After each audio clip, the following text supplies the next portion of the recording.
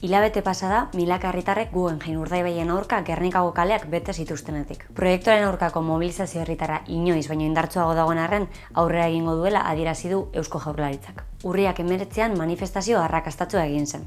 Guggenheim urdaibai plataformak deituta Gernikako kaleak kolapsatu ziren. Jendea pasealekura ezin sartu gelditu zelarik.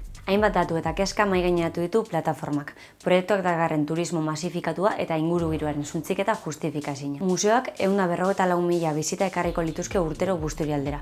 Egun 55.000 pertsona bizi diren tokira. Gainera, Euskal Autonomia Erkidegoko biosfera erreserba bakarrean ikaragarrizko kalteak eragingo lituzke. Gazteriari erreparaturik, turismoak jada larria den etxebizitzaren egoera kaltetu eta lan prekarioak sortzea eragingo duela argi dute. Proiektua egun legez kontrakoa dela gogoratu eta bideragarria izateko egiten ari diren lege aldaketak salatu ditu plataformak. Muruetako apuaren eta kostaldei buruzko legeak esartzen dituen babesguneekiko aldaketak kasu.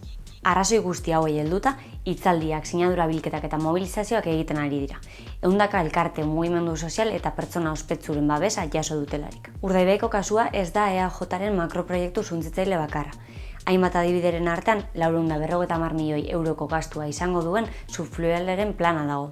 Getxo eta Portugalete lotuko dituen autobia, zeinak trafikoa 33an handitzea eragingo duen. Makroproiektuen aldeko politika ekosidak inposatzen dizkiguten honetan, gazteok etorkizun bizigarri baten alde eta trantsizio ekosoziala aldarrikatzen jarraituko dugu.